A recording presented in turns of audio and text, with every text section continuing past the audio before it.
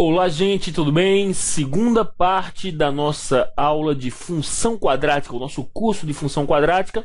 Lá no primeiro bloco a gente viu aquela parte inicial de equações de segundo grau, e inicial também da parte de gráficos, né? A gente construiu um gráfico a partir de uma tabela. E a mensagem que eu deixei no finalzinho do bloco foi o seguinte: existe uma forma mais rápida de a gente construir o gráfico, e é justamente isso que a gente vai ver agora, ok? Então a gente vai direto para o quadro, a gente vai inclusive pegar o mesmo exemplo e reconstruir aquele gráfico baseado em pontos notáveis. E os pontos notáveis a gente vai conhecer justamente agora, ok? Vamos ao quadro. Ok, gente, olha só. Uma parábola possui alguns pontos que se destacam, justamente os pontos notáveis. Primeira análise, gente, os pontos de intersecção com o eixo X, as famosíssimas raízes. O ponto de intersecção com o eixo Y. Esse cara não tem um nome especial, tá? A gente chama de puramente intersecção com o eixo Y. E este ponto aqui, que é importantíssimo, ele é o famosíssimo vértice, ok? Inclusive, esse vértice aqui, gente, existem questões envolvendo a ideia de vértice, só que questões contextualizadas. A gente costuma chamar essas questões de questões envolvendo máximos e mínimos de uma função quadrática. Mas isso é mais para frente. Não nos preocupemos com isso nesse momento, não. O que a gente vai fazer agora é aprender a descobrir esses pontos. Esses pontos, gente, são muito importantes. Com eles, e juntamente também com a ideia da concavidade da parábola voltada para cima ou para baixo, dependendo do valor de A, a gente consegue construir o gráfico de uma forma mais rápida. Então vamos lá. Olha só.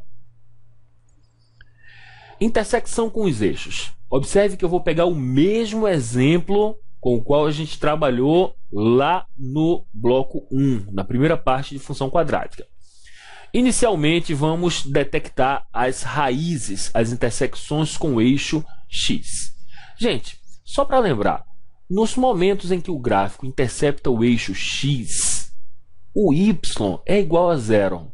Então a gente não pode esquecer isso. Quando um gráfico corta o eixo X, é porque o Y vale zero.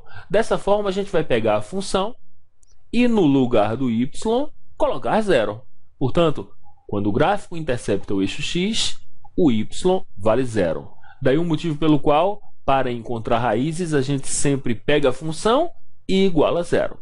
Nesse momento, a gente encontra uma equação do segundo grau que, conforme o combinado, não será resolvida em detalhes. A gente aqui vai simplesmente colocar os valores. As raízes aqui vão ser -1 e 3. Para a gente encontrar esses valores, basta aplicar a fórmula de Bhaskara. Qualquer dúvida, é só dar uma olhadinha lá no bloco 1, onde a gente fez uma breve revisão de equação do segundo grau. Legal? Portanto, esses pontos aqui, olha, -1 e 3 são justamente as raízes. -1 e 3. Muito bem. Agora a gente vai partir para a intersecção com o eixo Y. Olha só, gente, a intersecção com o eixo Y acontece no momento em que o X vale zero. O gráfico intercepta o eixo Y quando o X vale zero. Aí um grande detalhe, olha só, quando a gente calcula f de zero, que é justamente quando o x vale zero, a gente vai ter 0 ao quadrado menos 2 vezes 0 menos 3. Portanto, y igual a -3. Só que aqui tem um detalhe importantíssimo. Presta bem atenção. Olha o restante da observação. A intersecção com o eixo y será sempre o termo independente da função. Ora, gente, quem é o termo independente? -3. E esse -3 está justamente aqui. Ok? Só um detalhe. Gente, tem coisas muito importantes e ao mesmo tempo muito fáceis. Esta é justamente uma coisa extremamente importante e também muito fácil. Quando a gente olha para a função do segundo grau e enxerga o termo independente, a gente já tem a intersecção com o eixo y. Então guarde isso aí na sua cabeça. Olhou para a função do segundo grau, viu o termo independente, aquele que não tem x junto. Aquele valor, gente, aquele valor é a intersecção com o eixo y. Não precisa fazer conta nenhuma. Aquele valor representa a intersecção do gráfico com o eixo y. Essa é uma informação muito importante. Legal? Vamos continuar. Ok, gente. O que a gente vai ver agora é justamente o encontro do vértice da parábola. Mais uma vez, com a nossa mesma função, e dessa vez a gente já tem as raízes e a intersecção com o eixo y, a gente vai justamente agora calcular o vértice. O vértice, obviamente, é um par ordenado, possui o x, que a gente chama x do vértice, e o y, que a gente chama de y do vértice. E para a gente calcular esses valores, existe uma propriedade. A propriedade para o x do vértice é menos b sobre 2 vezes a. Mais uma vez, o valor de b e o valor de a são aqueles caras, né, os coeficientes. O a está aqui, vale 1, o b vale menos 2 e o c vale menos 3. O y do vértice sai pela propriedade menos delta sobre 4a. Ok? Só um detalhe. Gente, a demonstração dessa fórmula vai estar lá no último capítulo, no último bloco de função quadrática. Existem algumas demonstrações um pouco mais sofisticadas, mais pesadas, digamos assim. E eu costumo colocar todas essas demonstrações em um último bloco para que a gente não fique parando o conteúdo da aula vendo demonstração. Gosto de colocar as demonstrações porque sei que tem muitos alunos que levam a demonstração como algo muito importante. Só de antemão, para efeito de resolução de questões, a demonstração não é necessária. Mas, mais uma vez, em respeito aos que gostam das demonstrações, eu vou colocar lá no último bloco a demonstração de função, aliás, de vértice da função quadrática. Legal? Vamos continuar. Legal, gente. Olha só. O cálculo do x do vértice menos b... Olha o b, sobre 2 vezes a. Portanto, menos 2 dá 2, 2 vezes 1 dá 2, 2 sobre 2, 1. E o y do vértice, menos delta. Para quem esqueceu do delta, b ao quadrado menos 4ac. Observe os valores de a, 1, b, menos 2 e c, menos 3. Olha só, 1 e menos 4 são justamente os valores de x e de y. Legal?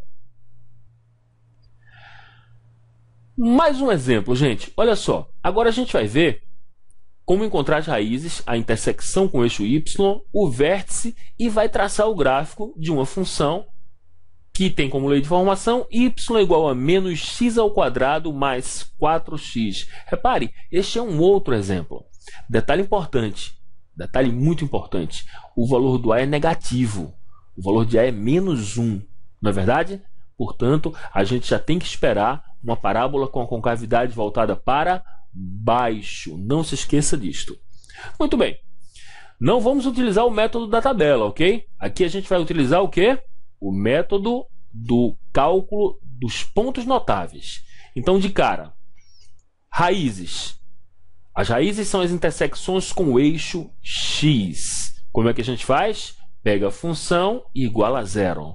Menos x ao quadrado mais 4x igual a zero, aplicando a fórmula de Bhaskara ou fazendo pelo processo alternativo, via fatoração, a gente tem x' igual a zero, x duas linhas igual a 4. Legal. Outra coisa muito importante, intersecção com o eixo y. A intersecção com o eixo y acontece quando x vale zero. Portanto, temos que fazer x igual a zero, e aí a gente vai ter 0 ao quadrado, mais 4 vezes 0, resultado 0. Aqui uma coisa muito importante. O valor do y deu zero, ou seja, a intersecção com o eixo y foi zero, justamente porque o termo independente é zero. Lembre-se, a intersecção com o eixo y é sempre igual ao termo independente. Nesse caso aqui, o termo independente é zero. Portanto, a intersecção com o eixo y foi justamente no zero. E aí uma situação interessante. Olha só, este ponto serve simultaneamente como raiz, ou seja, intersecção com o eixo x, e também como intersecção com o eixo y. Legal? Só que não acabou. Agora a gente precisa calcular o vértice da função. E aí a gente vai fazer isso agora. X do vértice menos b sobre 2 vezes a. igual a 2 menos 4 sobre menos 2, 2. E o y do vértice menos delta. Repare, b ao quadrado menos 4ac sobre 4a. Fazendo as continhas, a gente tem 4. Portanto, 2 e 4 são as coordenadas do vértice da função. Atenção, raízes, vértice da função e lembre-se, a concavidade da parábola é voltada para baixo. Portanto, temos uma parábola neste formato. Legal? Vamos a algumas observações muito importantes. Olha só, o gráfico possui a concavidade voltada para baixo porque o A é negativo. Isso a gente já tinha visto, ok? E a observação 2, gente. Olha só a observação 2. Quando C vale zero, ou seja, quando o termo independente é nulo, o gráfico intercepta a origem do eixo cartesiano, ok? Só um detalhe. Gente, essa é uma observação importantíssima. Eu falei que a intersecção com o eixo y é sempre o C. Se o C é igual a zero, o gráfico, por consequência, tem que passar pela origem. Então, guarde isso também. Quando o C é igual a zero, a gente tem que o gráfico passa pela origem. Não se esqueça disto. Esse exemplo que a gente está vendo traz dois grandes detalhes. Primeiro, o A negativo com cavidade voltada para baixo. Tranquilo. Segundo, o C igual a zero. Isso significa que a concavidade, aliás, que o gráfico, a parábola, passa pela origem. Isso a gente não pode esquecer. Legal? Continuando. Olha só, gente. Temos mais um exemplo. Determine as raízes, a intersecção com o eixo y, o vértice e trace o gráfico da função f de RR, cuja lei de formação é dada por x ao quadrado menos 4, y igual a x ao quadrado menos 4. Tranquilo, vamos em frente. Olha só, x ao quadrado menos 4. Primeiro precisamos encontrar as raízes. A gente pega a função, igual a zero. Isso precisa ser uma coisa quase que automática na cabeça da gente, tá? Encontrou as raízes como? Pegou a função, igual a zero. Resolve a equação do segundo grau. X igual a 2, x igual a menos 2. Muito bem. Agora a intersecção com o eixo y. Olha, 2 e menos 2 são as raízes.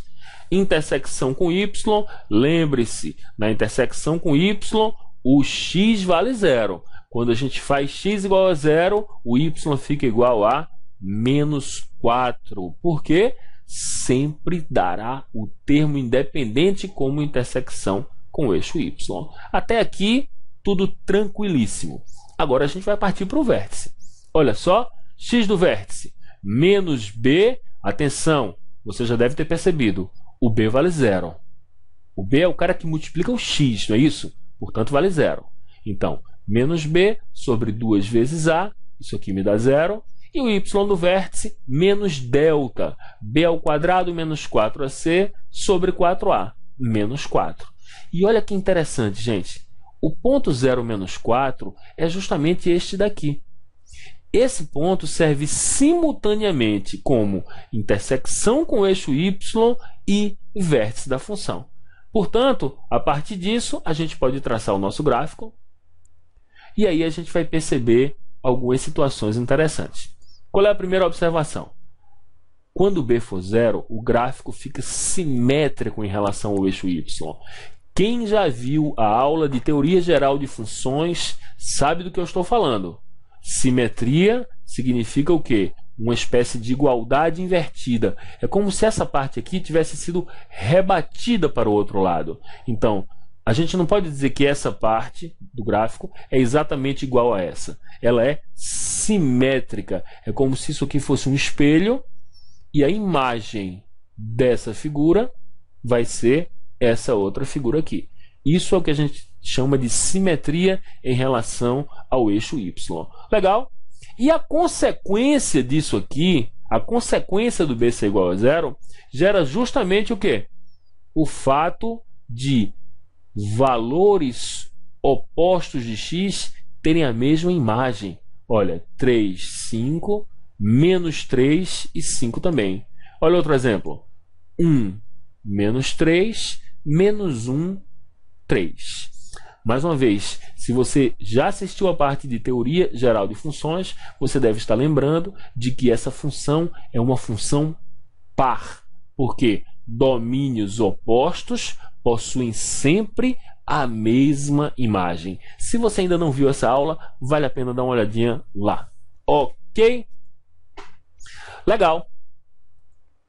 Existe uma observação 2. A observação 2 é justamente uma consequência da observação 1. O vértice se localiza sobre o eixo Y. A gente já tinha falado sobre isso. E mais ainda, além de se localizar sobre o eixo Y, ele coincide com o valor de C, justamente o termo independente. Legal? Muito bem.